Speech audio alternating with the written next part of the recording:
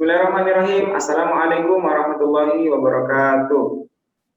Waalaikumsalam warahmatullahi wabarakatuh. Bagaimana kabarnya hari ini adik-adik semua? Alhamdulillah baik. Baik, semoga kita semua dalam keadaan sehat walafiat, selalu dalam lindungan Allah dan tetap semangat dalam menuntut ilmu. Baik, sebelum saya memulai pembelajaran, mari kita bersama-sama membaca doa terlebih dahulu agar pembelajaran kita hari ini bisa berjalan dengan lancar. Doa dimulai.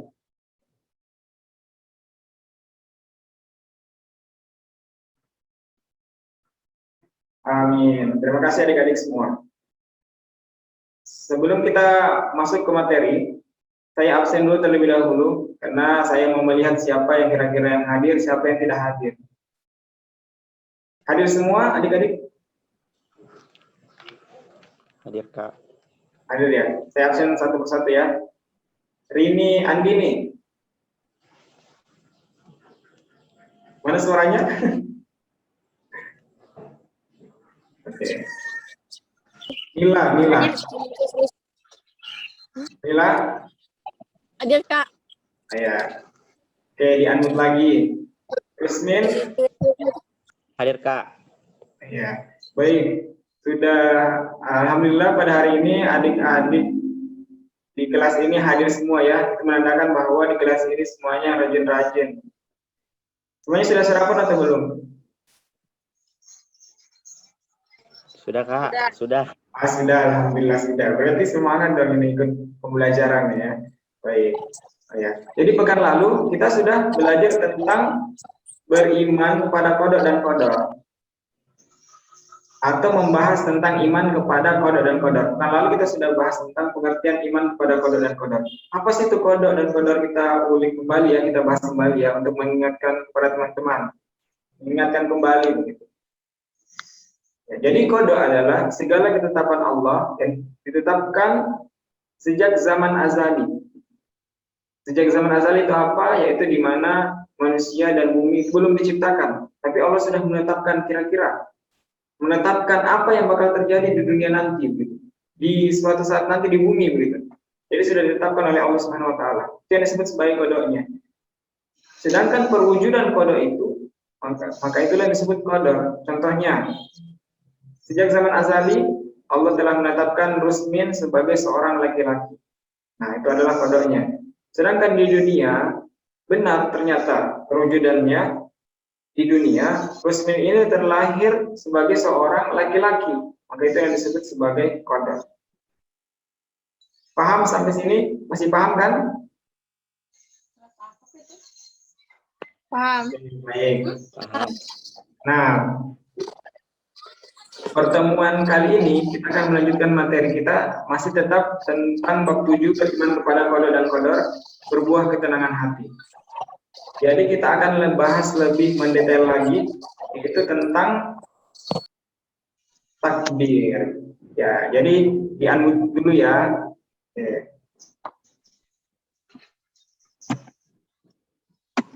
Adapun tujuan pembelajaran kita pada hari ini, yang pertama itu menyebutkan macam-macam takdir dengan benar. Kedua, menjelaskan contoh takdir mu'allaq dengan benar. Ketiga, menjelaskan contoh takdir mubram dengan benar. Keempat, menjelaskan manfaat beriman kepada kodok dan kodar dengan benar. Kelima, menunjukkan contoh perilaku beriman kepada kodok dan kodar dalam kehidupan sehari-hari dengan benar. Nah, jadi adik-adik, ketika kita beriman kepada kodok dan kodar, itu pastinya kita beriman kepada takdirnya Allah. Kita beriman kepada takdir. Misalnya, takdir itu misalnya adanya sakit dan sehat, kemudian adanya hidup dan mati. Maka itu adalah bagian daripada takdir. Dan takdir ini terbagi menjadi dua, sesuai yang akan dibahas nanti dalam pertemuan kali ini. Sebelum itu, coba lihat gambar ini. Ini gambar apa?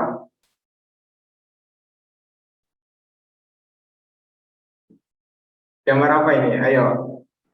Kejadian gempa bumi. Benar sekali Rusmin, bagus. Ya, ini adalah kejadian dari gempa bumi. Kejadian gempa bumi. Begitu. Dan ini juga merupakan bagian daripada musibah. Jadi Allah itu sudah menetapkan takdirnya. Apa yang akan terjadi di bumi. Seperti yang ada di gambar ini. Gambar ini adalah gempa bumi. Allah sudah menetapkan bahwa kejadian gempa bumi akan terjadi di daerah ini jam segini. Maka itulah yang harus kita percayai. Gitu. Itulah yang harus kita yakini, karena itu adalah bagian daripada ketetapan Allah Subhanahu wa Ta'ala. Nah, sedangkan pembagian takdir itu terbagi menjadi dua. Yang pertama adalah takdir mu'allaq dan takdir mubram. Nah, kira-kira ada yang tahu nggak apa itu takdir mu'allaq, takdir mubram? Sebelumnya pernah belajar atau belum? Belum ya? Oke, baik, kita lanjut ya, kita jelaskan. Takdir mu'allaq, ya, kalau dilihat dari secara bahasa, artinya sesuatu yang digantungkan. Apa kira-kira yang digantung? Pakaian. Pakaian digantung, oke. Sedangkan secara istilah, takdir mu'allaq yaitu ketentuan Allah Subhanahu wa Ta'ala yang mengikut sertakan peran manusia melalui usaha atau ikhtiarnya. Atau lebih gampangnya gini, takdir ini itu bisa diubah gitu, dengan cara manusia yang dilakukan dengan usaha dan ikhtiar. Jadi takdir ini adalah ada perannya manusia di dalamnya gitu. Nah, contohnya seperti, kita bahas dalilnya dulu. Dengan dijelaskan Allah Subhanahu wa Ta'ala dalam Quran surah Ar-Ra'd ayat 11. Bismillahirrahmanirrahim. Innallaha la yughayyiru ma biqaumin hatta yughayyiru ma bi anfusihim. Sesungguhnya Allah tidak akan mengubah keadaan suatu kaum sebelum mereka mengubah keadaan diri mereka sendiri. Quran surah Ar-Ra'd ayat 11. Contohnya, contoh takdir mu'allaq yang ada peran manusia di dalamnya terkait dengan kecerdasan. Nah, misalnya dalam suatu kelas. Dalam kelas ini misalnya siapa ya? Mila. Mila ini di kelas sebelumnya, di kelas 1 SMP sebelum naik ke SMP misalnya di kelas 5 SD itu mendapatkan predikat peringkat 21 di antara 22 siswa misalnya. Nah, tapi Mila ini giat sekali belajar. Mila belajar dengan tekun, memanfaatkan waktunya dengan baik dan benar, memanage waktunya sehingga waktunya bermanfaat untuk belajar terus begitu. Dan akhirnya ketika naik di kelas selanjutnya, Mila ini mendapatkan predikat peringkat 2 dari 21 siswa. Wah, jadi mengalami peningkatan yang sangat drastis. Kecerdasannya pun meningkat secara drastis disebabkan karena adanya usaha dan ikhtiar. Maka itulah yang disebut sebagai takdir mu'allaq. Jadi ada perannya manusia di dalamnya. Nah, sedangkan takdir mubram tidak kelihatan ya. Takdir mubram itu secara bahasa artinya sesuatu yang tidak dapat dielakkan atau sudah pasti, sudah mutlak dari Allah, sudah ditetapkan dari Allah. Jadi takdir mubram ini adalah ketentuan mutlak dari Allah Subhanahu wa Ta'ala yang pasti berlaku dan manusia tidak diberi peran untuk mewujudkannya. Jadi tadi takdir mu'allaq itu ada perannya manusia, sedangkan takdir mubram ini tidak ada perannya manusia. Jadi mutlak dari Allah Subhanahu wa Ta'ala yang menetapkan. Contohnya apa? Coba ini baca. Tidak kelihatan ya. Ini ada kisah di sini. Pada tahun 1969, lahirlah seorang anak laki-laki bernama Umam. Saat memasuki usia 12 tahun, Umam duduk di bangku kelas 6 sekolah dasar. Ia termasuk anak yang pintar, energik, dan tubuhnya sehat. Menurut pandangannya dan perkiraan umum kelak, ia akan meninggal kira-kira pada usia 65 tahun. Jadi Umam ini sudah meramal, ya, atau sudah mengetahui duluan kapan dia akan mati gitu. Dia akan mati di usia 65 tahun. katanya si Umam. Jadi dia sudah menentukan ajalnya sendiri kapan dia akan mati. Namun saat usianya baru 25 tahun, ia mengalami kecelakaan hingga akhirnya meninggal dunia. Nah, jadi tidak sesuai prediksinya begitu di umur 65 tahun, tapi di umur 25 tahun sudah dipanggil oleh Allah Subhanahu wa taala. Maka inilah yang disebut sebagai takdir mubrom. Jadi tidak ada perannya manusia di dalamnya. Kita tidak bisa menentukan kapan kita mati, dalam keadaan apa kita mati, dan di hari apa kita mati. Kita tidak ada peran di dalamnya. Tapi yang berhak menentukan yaitu adalah Allah Subhanahu wa taala. Tugas kita hanyalah untuk mempersiapkannya saja. Seperti itu adik-adik. Nah, sejauh ini sudah paham adik-adik semua? Kira-kira ada yang ingin ditanyakan? Apa kira-kira? Nah, saya ulangi lagi ya. Jadi takdir mu'allaq itu adalah takdir yang di dalamnya ada perannya manusia, artinya bisa diubah gitu. Sedangkan takdir mubrom itu takdir yang mutlak dari Allah Subhanahu wa taala, sudah ditetapkan oleh Allah dan tidak ada peran manusia. Seperti tadi contohnya kematian ataupun jodohnya siapa ataupun jodohnya siapa itu tidak ada perannya manusia di dalamnya. Gimana adik-adik, sudah paham sampai saat ini? Mana nih suaranya? Paham. Alhamdulillah paham. Nah, ada yang ingin ditanyakan? Tidak ada ya? Oke.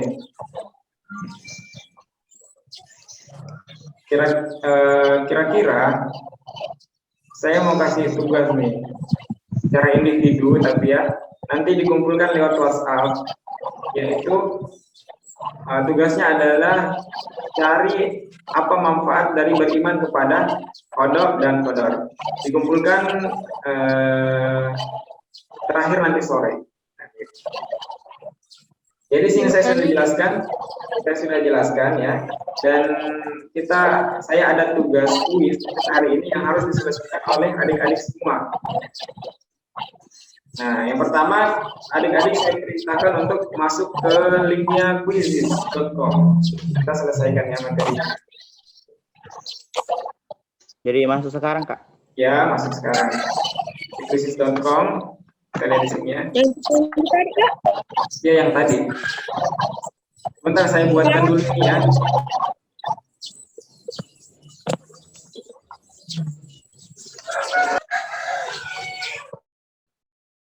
Nah, ini kodenya. Masuk ke joinmyquiz.com, masukkan kode 2572152. Atau saya ini bagikan tautannya langsung.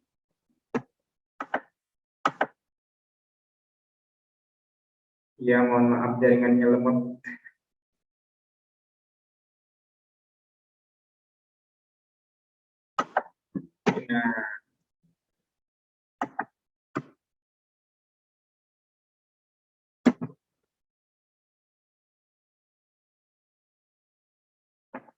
Nah, boleh diklik linknya dan langsung login.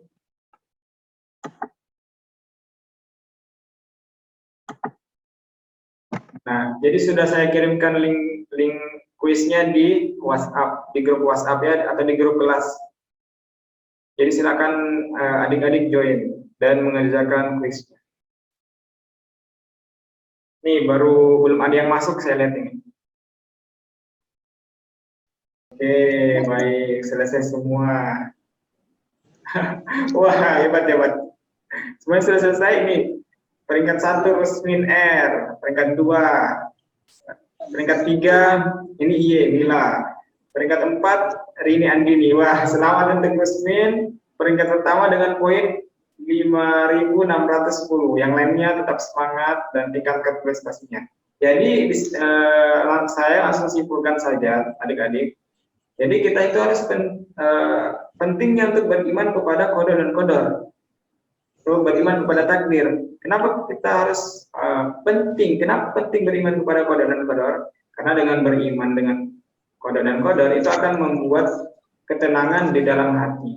Kita bisa menerima dengan ikhlas apapun yang terjadi pada diri kita, dan kita yakin bahwa yang terjadi pada diri kita itu adalah salah satu bagian daripada ujian ataupun cobaan dari Allah Subhanahu wa taala.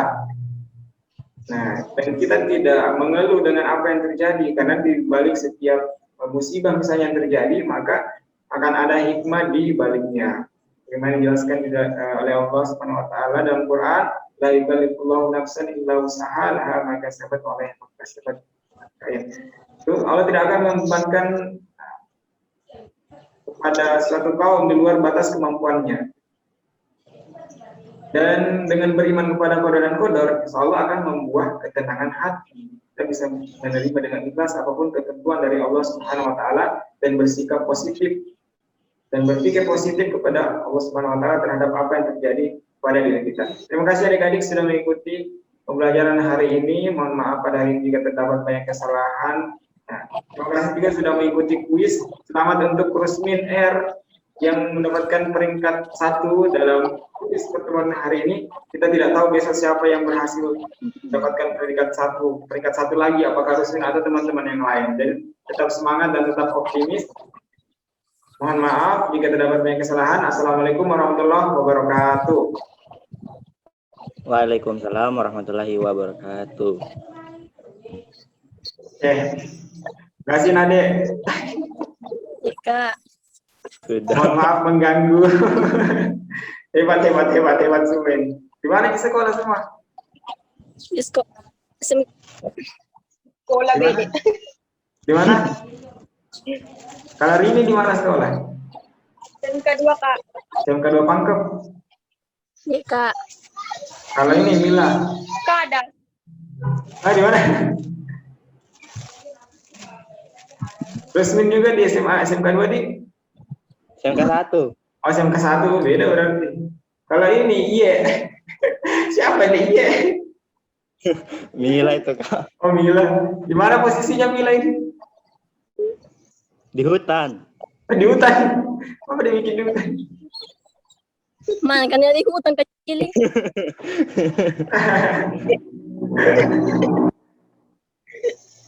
Jadi bagaimana nanti itu pembelajaran tak? Masih online atau di sekolah sih? Mami tetap Tanya biar di bulan 7 nanti masuk nih